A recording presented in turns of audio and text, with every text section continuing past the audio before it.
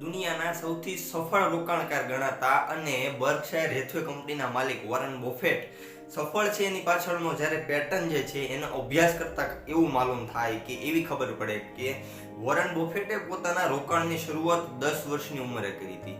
અને બીજી મહત્વની વાત એ કે જ્યારે એ 90 વર્ષની ઉંમરે પહોંચ્યા ત્યારે એટલે કે કુલ ટોટલ 80 વર્ષના એના કાર્યકાળના સમયની અંદર એણે 14 વખત મંદીનો સામનો કર્યો.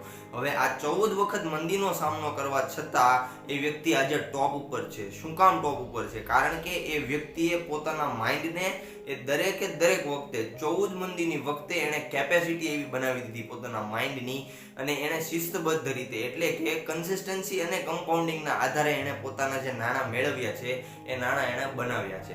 અને મહત્વની વાત એ છે કે 81 પોઈન્ટ ઉપરના જે કંઈ બિલિયન રૂપિયા છે એ બિલિયન રૂપિયા તો એમને એમના 65મા જન્મદિવસ પછી મળ્યા હતા. એટલે એટલું વિચાર કરવાનું કે 10 વર્ષની ઉંમરે કોઈ વ્યક્તિ રોકાણ શરૂ કરે છે, 90 વર્ષની ઉંમર સુધી એ રોકાણ સતત ચાલુ રાખે છે, અને એમના જે મહત્વના રૂપિયા જે મેઇન મોટી મૂડી કહેવાય એ તો એમને 65 વર્ષ પછી મળે છે. એટલે કે સમથિંગ 55 વર્ષ સુધી એ વ્યક્તિએ પોતાના જીવનકાળની અંદર શાંતિનો સામનો કર્યો છે અને શાંતિ જાળવી રાખી છે. વોરન બફેટ પાસેથી આ વસ્તુ શીખવા જેવી છે.